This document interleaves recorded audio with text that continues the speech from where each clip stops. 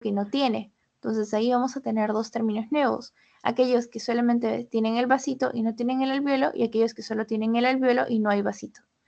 Donde tenemos el famoso espacio muerto o el shunt, que lo vamos a ver más adelante. Por eso la perfusión es un valor importante. ¿Por qué? ¿Qué es lo que tenemos? Ok, Mari. ¿Qué es lo que tenemos en nuestros alvéolos? Tenemos aire, ¿correcto? Oxígeno, que va a pasar a través de los alvéolos con dióxido de carbono para que lleguen a todo nuestro cuerpo. Entonces, chicos, los alvéolos y los capilares son importantes, este enmarañado vascular, para que podamos tener una correcta perfusión y oxigenación en todo nuestro cuerpo. Todos los órganos necesitan oxígeno, por ende es importante. La perfusión entonces va a estar relacionada con la ventilación, correcto, como también es crucial para la oxigenación y ayuda en el desequilibrio en cierta manera, interactuando el cuadro de hipoxemia. Cuando no tenemos suficiente perfusión tisular, cuando no hay suficiente oxígeno, pues hay escasez de le llamamos hipoxia, ¿no? La hipoxemia. Ahora hablemos sobre la difusión de gases, que es una terminología que tenemos en el título y que tenemos que interpretar. Nosotros tenemos dos principales gases que se van a intercambiar en nuestro cuerpo, el oxígeno y el dióxido de carbono. ¿Entre qué estructuras? Los alvéolos y los capilares pulmonares. Por eso tenemos la famosa barrera alveolo-capilar, que es súper delgadita, que es permeable para que puedan pasar estos gases. Ante cualquier engrosamiento, pues esto va a ser difícil. ¿Por qué? Porque cuando se engrosa alguna de estas dos estructuras, ya sea el alvéolo o quizá nuestros vasitos estén súper desgastados o hipertrofiados por un cuadro de hipertensión pulmonar, por ejemplo, se fibrosan, lo que va a impedir un intercambio inadecuado, ¿correcto? Entonces aquí tenemos un cuadro normal versus un cuadro patológico de cada uno de estas tres terminologías. Hasta aquí, chicos. ¿Alguna palabra que quizá no hayan entendido o algo que deseen que repita? ¿Todo ok? Pueden reaccionar con, no sé, un emoji, por un mensajito, o alzar, no sé, el micro y pueden conversar. Ok, Mari, gracias.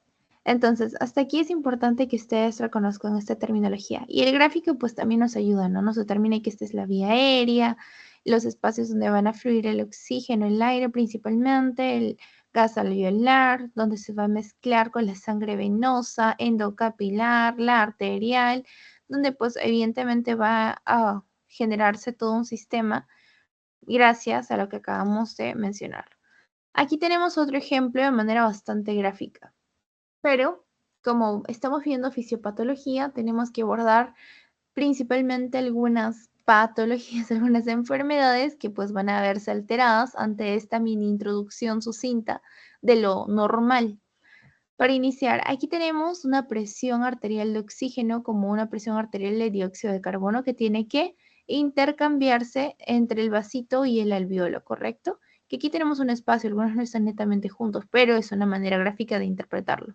Les mencioné que la terminología fibrosis es cuando este alvéolo podría estar engrosado o hay un mecanismo inflamatorio.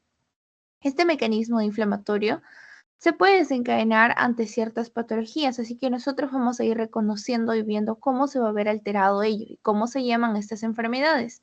Tenemos el primer grupo de enfermedades que vamos a ver, que son las obstructivas, y también vamos a diferenciarlas del asma bronquial o por qué se correlacionan. Para iniciar, hablemos de las enfermedades obstructivas exclusivamente dentro de ellas del asma bronquial. ¿Qué es lo que va a pasar? En el asma bronquial vamos a tener una inflamación. La inflamación, ¿de qué se caracteriza? Que va a haber un conjunto de sustancias. Perdón. Estas sustancias también van a estar mediadas por ciertas células.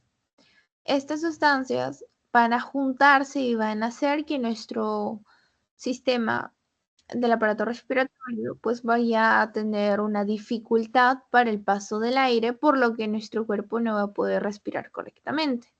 Uno de estos hallazgos característicos en el asma bronquial, o sea, se sitúa en los bronquios, es que vamos a tener una inflamación crónica a nivel bronquial, donde estas sustancias que les mencionaba, que son las citoquinas proinflamatorias, por ejemplo, la 4, la 5 y la 13, que van a promover la activación de ciertas células, como cuáles, los eosinófilos, que aparecen ante cuadros de alergias, por ejemplo, ¿no? Y las células T, que son mediadores también que causan inflamación. Si estas se juntan en este medio bronquial, pues donde va a estar netamente la mucosidad, los líquidos, que de por sí lo tenemos en todo nuestro cuerpo, más ello, pues va a ser difícil que el paciente pueda respirar. Entonces, esto lo asociamos a inflamación crónica. ¿Por qué? Porque no lo va a tener una hora, no lo va a tener un día. Lo puede tener por meses, por años o toda su vida. Entonces, debido a esta inflamación, a que nuestro bronquio está literalmente lleno de estas sustancias, nosotros vamos a tener un bronquio hiperreactivo. ¿Por qué? Porque va a querer botar esto, va a querer que se libere para poder respirar mejor. Ay, esperen, se están ladrando mucho. Si molesta, me indiquen, por favor, ¿ok? Entonces, como nuestro bronquio va a estar súper cansado, va a querer respirar y estar libre para poder tomar todo el oxígeno necesario en el cuerpo y no tener que estar trabajando, va a hacer un gran esfuerzo. ¿Cómo se le llama este gran esfuerzo? Cuando aumenta la contracción, es como si fuera el gym. Hiperreactividad bronquial. ¿Debido a qué? Por la inmunoglobulina E, ya que esta junto a los mastocitos van a generar una respuesta a alérgenos. ¿Qué quiere decir esto, Jenny? Estas dos mediadores ya mencionados previamente van a generar que cada que detecten a estos alérgenos, por ejemplo, si son alérgicos al polen, ¿no? Y el polen es lo que han inhalado y llegó hasta a esa altura, por ejemplo, a nivel bronquial, lo que van a hacer estas dos es reconocerlo y generar que hay una contracción del músculo lisobronquial, aumentando esto constantemente. ¿Para qué? Para que generemos la expulsión correspondiente.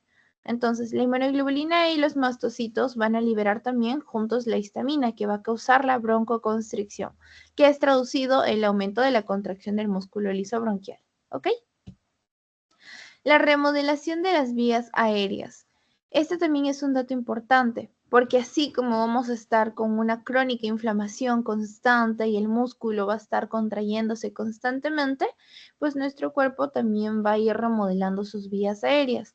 Debido a este constante aumento de la contracción, el músculo va a ir creciendo, se va a ir engrosando y a este engrosamiento nosotros le decimos remodelación. Las paredes bronquiales van a estar gorditas, gruesitas, debido a la proliferación de la inflamación crónica, o sea, las células inflamatorias y la hiperactividad bronquial. Y cuando se remodelan constantemente, ¿qué es lo que va a pasar? Genera la famosa fibrosis. La fibrosis, ¿por quién va a estar generada? Por unas celulitas llamadas fibroblastos que van a estar activados, que gracias a este constante hiperactividad bronquial van a aumentar la resistencia de las vías aéreas, pero esto hace que, si está más gordito el músculo, quiere decir que va a poder botar y expulsar mucho más el líquido, pero el lumen, que es el centro de la luz, va a estar más disminuido. ¿Por qué? Porque vamos a tener más músculo que luz, donde sale el flujo del aire, y eso es difícil para el bronquio mismo como para las otras estructuras que están debajo de este para percibir todo ese oxígeno. En otras palabras, el asma bronquial se traduce en un engrosamiento debido a la inflamación crónica y a la actividad constante del bronquio por querer hacer broncoconstricción. ¿Ok? Ahora, pasemos a la siguiente enfermedad, otra enfermedad obstructiva que es el EPOC. El EPOC es la enfermedad pulmonar obstructiva crónica. Aquí podemos ver que ya nos estamos centrando un poquito más abajo.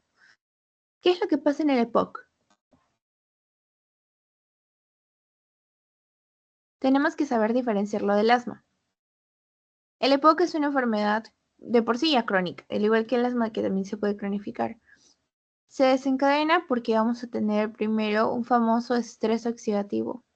El estrés oxidativo es el mismo estrés que a veces nosotros decimos, ¿no? Que estoy cansado y al simultáneo siento que muchos factores externos como mi universidad me estresan. No, no es lo mismo, pero sí influye muchísimo en ello. Sucede que el estrés oxidativo es cuando las células se ven dañadas por los famosos radicales libres. y especialmente ante estímulos externos, como cuadros de personas que están fumando. Entonces generan una irritación en la célula hasta que estén a punto de hacer apoptosis. Ese es el estrés oxidativo. Y los radicales libres se asocian con esta oxidación, ¿no? ¿Qué es lo que pasa? Los radicales libres, el famoso ROS, van a causar daño a las células. Justo lo que les acabo de mencionar, ¿no? El aumento de apoptosis y necrosis en células epiteliales. ¿Esto qué genera? Que a lo largo hay una inflamación también crónica asociada. ¿Por qué? Porque tenemos, para que la célula tenga estos radicales libres, para que les estén haciendo apoptosis, factores externos. Mencionamos el tabaco, ¿no? Que pues en este caso va a generar una respuesta inflamatoria porque es algo que nuestro cuerpo no reconoce, lo reconoce como tóxico y es prolongado porque estamos expuestos a este por ciertos contaminantes. Entonces, ¿qué es lo que va a hacer nuestro cuerpo ante esta respuesta inflamatoria? Vamos a generar más proteasas y elastasas. Jenny, ¿qué son estos? ¿Qué función cumplen? Estos dos son aquellas que van a degradar a la matriz extracelular y el tejido pulmonar. ¿Y es bueno? No. ¿Por qué? Porque te van a generar un enfisema. Este enfisema y la pérdida de elasticidad van a ser crónicas. Por ende, si nuestro pulmón ya no es tan elástico, ya no va a poder hiperinsuflarse correctamente. O sea, si nosotros respiramos y queremos retener mucho oxígeno, nuestro cuerpo ya no va a poder. ¿Por qué? Porque las proteasas y elastasas que han degradado toda la matriz del tejido pulmonar, pues ya no tienen esta capacidad, se vuelven más duros, pequeños, dañados, como si literalmente sea un globo súper arrugado después de haberlo inflado y desinflado nuevamente, ya no van a tener la misma capacidad. Entonces, este es un daño bastante severo. Luego, aparte de la inflamación crónica, tenemos el famoso desequilibrio proteasa-antiproteasa, donde va a haber una falta de inhibición de enzimas que dañan estos tejidos. Como bien saben, nosotros en nuestro cuerpo tenemos siempre una terminología que siempre usamos, que es homeostasis. Por ejemplo, si tenemos cierta cantidad de agua, las excretamos. Si tenemos cierta cantidad, y de igual manera, ¿no? De agua, pues tenemos cierta cantidad de sodio que la va a absorber. Entonces siempre estamos en un medio homeostático, un medio de equilibrio, un medio en el cual va a haber un balance. Entonces, lamentablemente, si nosotros tenemos una gran cantidad de proteasas y elastasas que van a seguir degradando, nosotros tenemos también unos inhibidores antiproteasas, o sea, que disminuyen o le dicen, a ver, espérate, hasta aquí llegamos. El pulmón ya no tolera que lo sigas degradando. Entonces, si no tenemos esta inhibición, como sucede en muchos tipos de cánceres o tumores, pues las proteasas van a hacer lo que se les da la gana. Van a seguir y seguir y seguir y seguir degradando. Entonces, a esto, ¿cómo le llamamos? La deficiencia de antitripsina. ¿Por qué? Porque esta es la que permitía que las proteasas degraden fibras elásticas y estructuras de soporte a los pulmones. Entonces, si tenemos una deficiencia de esto, pues va a ser un poquito más complejo porque vamos a tener la falta de inhibición de estas enzimas, ¿no? Hablemos ahora de la fibrosis quística, que es otra enfermedad que se asocia mucho a un trastorno genético, por supuesto es hereditario, tiene una predisposición genética alta y una alteración en la función pulmonar. ¿Qué es lo que va a pasar en la fibrosis quística? Primero, nos vamos a buscar un famoso gen que les había mencionado, ¿no? Como el alveolo, miren, como el bronquio se hipertrofia y se ve más gruesito y el lumen es más pequeño y más pequeño cada vez más. Y como aquí las membranas alveolares van a ser destruidas debido al enfisema, gracias a quién? A la proteasa, ¿no? Y ahora vamos a fibrosis quística. ¿Qué es lo que pasa aquí? ¿Es muy parecido a una EPOC? Pues sí, al igual que el asma. Van a generar un trastorno en la respiración, la ventilación, como también en la perfusión. Entonces, en fibrosis quística nosotros hablábamos de un gen. ¿Cómo se llama ese gen? El CFTR. Este gen va a estar defectuoso. Teóricamente todos tenemos ello, pero cuando está defectuoso, pues ya no va a regular el transporte de cloruro. Cuando muta este gen, altera el flujo de cloruro y el sodio, generando secreciones espesas, como el líquido se volviese mucho más denso, acuoso. Entonces va a acumular mucho más moco, no le vamos a poder expulsar esta mucina porque es espeso y obstruye las vías respiratorias y esto que predispone a múltiples infecciones. ¿Por qué? Porque si, por ejemplo, estamos fumando tabaco, yo qué sé, y la nicotina ingresa por nuestras vías respiratorias y la mucina, que es el moco, a través de los cilios lo captura y no pueden expulsarlo y se mantiene ahí, pues genera inflamación crónica. La inflamación crónica que generaba la broncoconstricción junto al remodelamiento, que indirectamente que genera pues que haya múltiples factores de las citoquinas, interleuquina 5, 6, 13, el factor necrosis tumoral alfa 1, 6 con fiebre y entre otras cascadas que se van a desencadenar, la inmunoglobulina E, los mastocitos, todo se va a ir acumulando, chicos, y esto que generaba una infección junto a una inflamación crónica, ¿no? Y eso se desencadena todo porque tenemos una mutación en este gen. Por ende, podemos tratar la fibrosis quística. Se podría decir que no tiene cura, pero sí podemos manejarla. Por ende, la infección crónica de estas bacterias que van a ser atrapadas, porque siempre inhalamos bacterias, querramos o no, pero las expulsamos, pues van a generar que tengamos una mayor predisposición a enfermarnos, ¿no?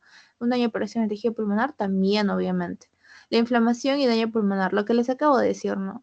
Que hay un daño progresivo, tejidos en tejidos respiratorios debido a infecciones persistentes, y ahí vamos a ver la expresión de los famosos neutrófilos, enzimas que liberan elastasas que agregan el tejido y promueven la fibrosis. Lo mismo que el anterior. Me pasé 2 veces, ¿no? Sí. Ahora hablemos del punto número 3, que son los trastornos genéticos y alteración en la función pulmonar. Ya hablamos de la fibrosis quística, ahora hablemos de la enfermedad pulmonar intersticial. Esto es lo que les había explicado, ¿no? Que cada alvéolo tiene su capilar y cada capilar transporta nutrientes y ciertos gases.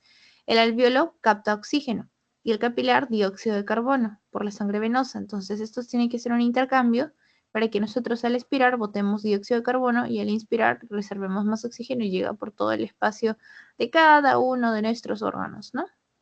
Y los hematíes son los que van a transportar estos gases. ¿Qué es lo que pasa aquí? En otra enfermedad de un trastorno genético, en la enfermedad pulmonar intersticial es muy interesante, chicos. Para ello tenemos a la famosa fibrosis pulmonar idiopática, que es parecida. De hecho, algunos autores consideran que es el mismo nombre. ¿Por qué? Porque es parecida a la fibrosis pulmonar que les había mencionado aquí, la quística, pero esta es la idiopática, donde no determinamos el origen de la causa. ¿Por qué? Porque vamos a ver un engrosamiento alveolar que va a limpiar el intercambio, que limita el intercambio gaseoso, parecido al anterior, solamente que aquí vamos a destacar a una estructura característica, el TGF-beta, que va a estimular la producción de colágeno y fibroblastos.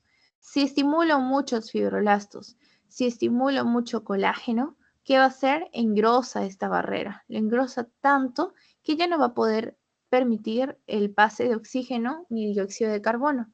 Y si no pasa oxígeno ni dióxido de carbono, ¿qué va a pasar con nuestros demás órganos? Al cerebro, para iniciar, no le va a llegar oxígeno.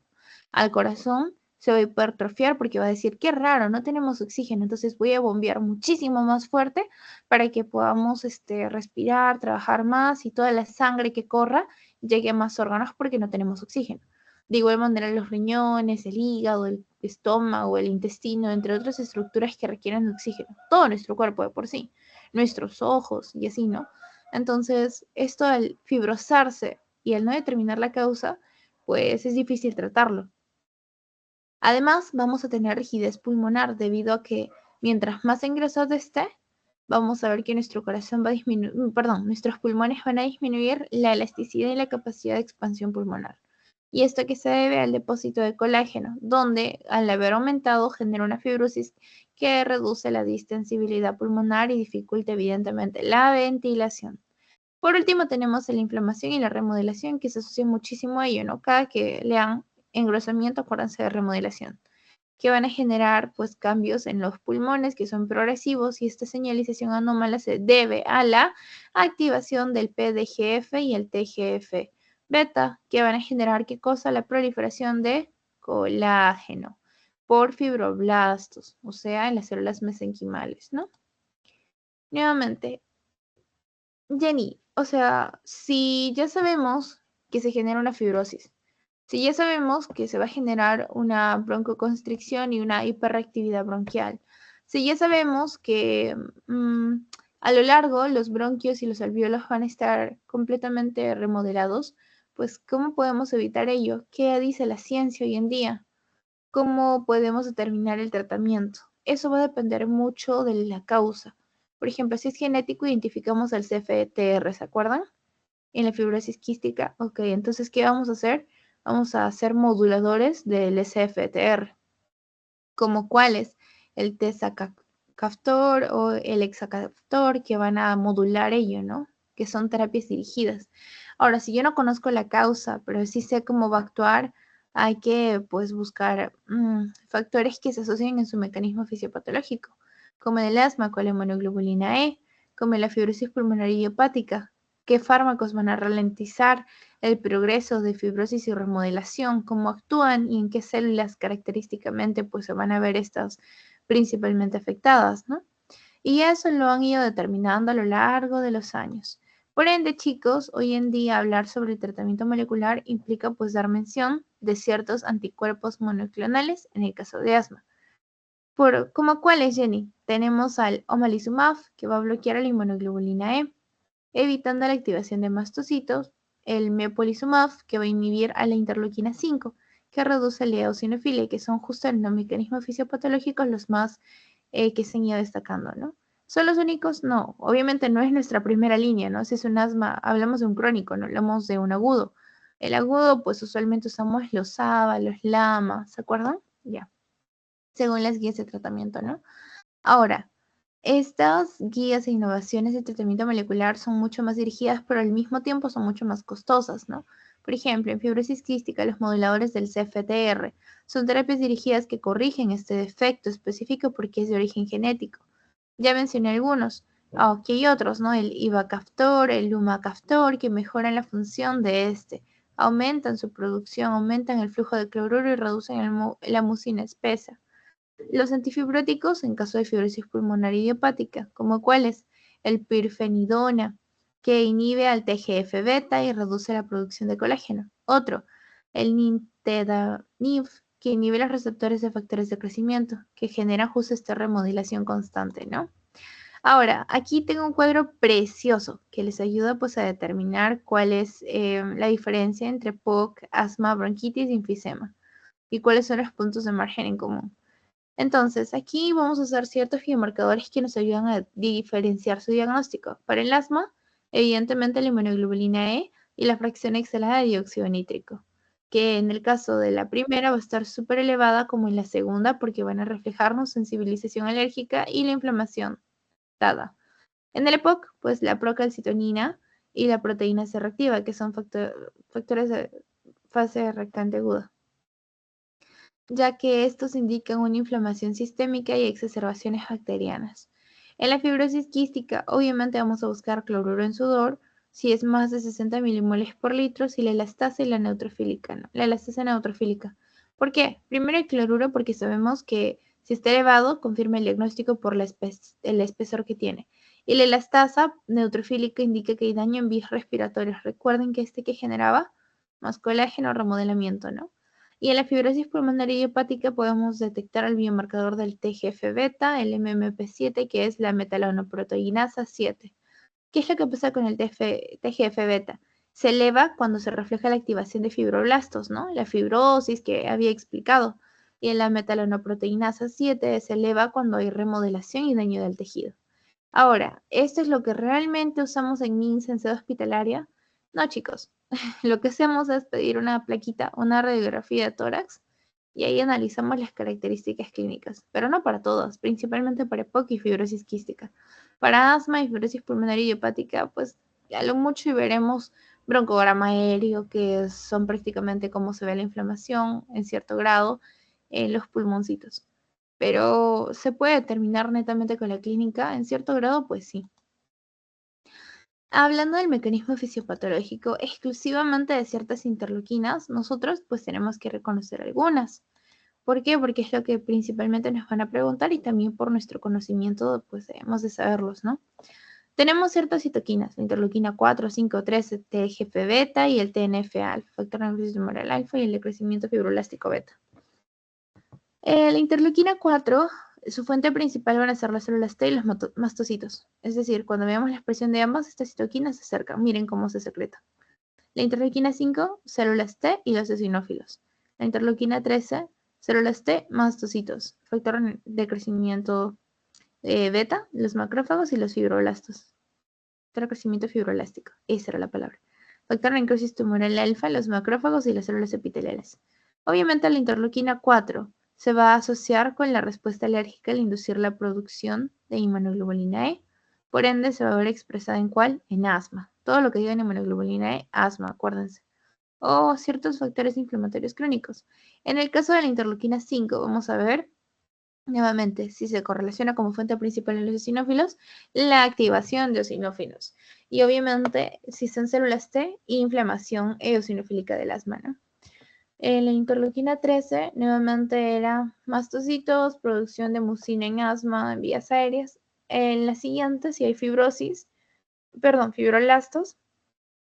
fibrosis, remodelamiento y proliferación de fibrolastos.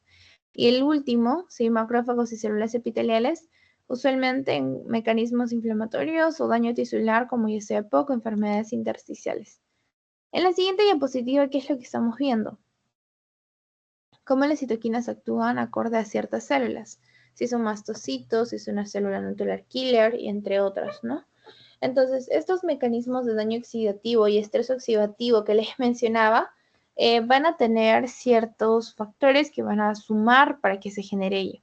Les mencioné la producción de especies reactivas de oxígeno, los famosos ROS, que generaban un estrés oxidativo, ¿no? Al fumar activamos el ROS porque generan radicales libres en células pulmonares, llevándolas al estado de apoptosis, que hace que las células sufran mucho, por ende generan fibrosis, ¿no? El daño a macromoléculas también es otra parte del ROS, ya que ambos dañan proteínas, ambos dañan lípidos, ADN, por lo que degradan proteínas estructurales, el daño de macromoléculas, que generan también estrés oxidativo y apoptosis. La deficiencia de antioxidantes disminuye el sistema de antioxidantes como el glutatión, ya que la deficiencia de este mismo reduce la defensa pulmonar en fumadores y pacientes con EPOC. Y por último, las señales proinflamatorias que van a verse activadas. El ROS va a activar estas vías que promueven la inflamación como el factor de necrosis kappa beta. Y pues lo que va a hacer es que hay una inflamación crónica debido a la activación de este factor. En las alteraciones de barrera alveolo capilar que justamente les mencionaba, ¿no? Miren, el alveolo está rodeado por la parte de sangre arterial, sangre venosa, cómo se inflama, cómo está en el pulmoncito llegando todo esto desde el oxígeno, luego el dióxido de carbono y así. La barrera alveolo capilar, ¿cómo se va a ver alterada? Uno, con su engrosamiento o el remodelamiento. Dos, cuando tiene mucho líquido, como podemos ver aquí, o sea, edema pulmonar. Tres, cuando el daño es epitelial. 4, cuando hay un engrosamiento, pero le decimos hipertrofia ya no del alveolo, sino del capilar. ¿Qué es lo que va a generar? Un engrosamiento de barra alveolar. 1. Disminuye la capacidad de difusión de oxígeno y dióxido de carbono en cuadros de fibrosis pulmonar debido al colágeno excesivo, ¿correcto? El edema pulmonar, cuando hay líquido. Cuando se acumula ello, reduce el intercambio gaseoso, porque este va a ser nuestro factor que va a determinar si es que va a haber una insuficiencia cardíaca, si es que vamos a poder respirar correctamente, cómo lo vamos a expulsar. Este líquido es un factor bastante limitante, ¿no? Que genera un aumento de presión en capilares y causa el famoso edema alveolar. El daño epitelial, si hay una pérdida de células epiteliales afectando la barrera protectora, pues nos vamos a ver expuestos ante cuadros de infecciones, EPOC o daño epitelial. Y por último, la hipertrofia capilar, cuando los vasos sanguíneos están súper gorditos, fuertes, robustos, pues afecta el transporte de gases porque el lumen disminuye y estos en cuadros de hipertensión pulmonar, lo que les mencioné previamente, ¿se acuerdan? Ya vamos a terminar, chicos. Un poquito más, si se puede. Vamos. Entonces tenemos ciertas vías de señalización también que se asocian a trastornos de ventilación. Cuando estas vías de señalización estén activadas, vamos a asociarlos a cuadros de justamente las alteraciones en la barrera, como los mecanismos de daño oxidativo y estrés oxidativo. 1. Esta primera vía de señalización controla la respuesta inflamatoria ante la expresión del ROS que se va a activar. El segundo regula la diferenciación de fibrolastos y producción de colágeno, que se implica principalmente en fibrosis, ¿no? Por la remodelación, porque produce colágeno, lógico. La tercera responde al estrés oxidativo gracias a que se activa en EPOC, en inflamación crónica, y estimula la proliferación celular. Y por último, la famosa vía de señalización JAK-STAT es mediada por citoquinas reguladoras de la respuesta inmune y lo que va a hacer es intervenir en respuestas inflamatorias, ¿no? Ahora, ciertos patrones histopatológicos también nos ayudan a determinar pues qué tipo de enfermedad es, aparte de la clínica. En el asma, ¿qué vamos a esperar si hay muchos eosinófilos? Pues obviamente una infiltración eosinofílica, con un engrosamiento por la constante cronicidad. El EPOC, destrucción de paredes alveolares, traducido en enfisema. Y la fibrosis peribronquial, debido a que las proteasas y el estrés oxidativo que hacían destruían la matriz y el tejido pulmonar. La fibrosis quística obviamente era la mucosidad espesa, entonces vamos a ver bronquiectasias como cicatrices debido a la dilatación de bronquios. Y la fibrosis pulmonar y hepática vamos a ver una proliferación de fibroblastos, bien bonita la presentación de estos, uno encima del otro, junto a un depósito de colágeno. Y ya chicos, para culminar vamos a terminar con las conclusiones y el resumen. 1. Hemos evaluado el impacto molecular en la fisiopatología, donde asociamos la relación entre ciertas alteraciones moleculares junto a sus síntomas clínicos. Característicamente hablamos sobre ciertos daños como el CFTR en fibrosis quística, su medicamento, los moduladores de CFTR, ¿correcto? La inflamación crónica en asma y EPOC, la fibrosis en enfermedades intersticiales. O sea, aquí hemos abordado diversos factores etiológicos. En las innovaciones terapéuticas hemos mencionado que aparte de las que ya existen, hay nuevas terapias que están dirigidas, que están enfocadas en estas dianas, las dianas moleculares, para mejorar el pronóstico. ¿Por qué? Porque estamos atacando exclusivamente a quien generó toda esta enfermedad. Ahora, entre estas nuevas terapias, ¿se acuerdan a cuáles habíamos mencionado? A los anticuerpos monoclonales para el asma, los moduladores del CFTR, para fibrosis quística, los antifibróticos para enfermedades pulmonares intersticiales. Entonces, chicos, espero les haya sido de ayuda esta ponencia. Sé que ha sido bastante densa, que hemos visto varias enfermedades, pero espero se haya podido entender. Aquí yo les dejo mis redes por si tienen dudas, si desean adquirir la PPT o la presentación para repasar. Gustosa yo de compartírselos, ahí se los dejo. Y bueno, espero estemos en contacto más adelante y si tienen alguna duda me avisan.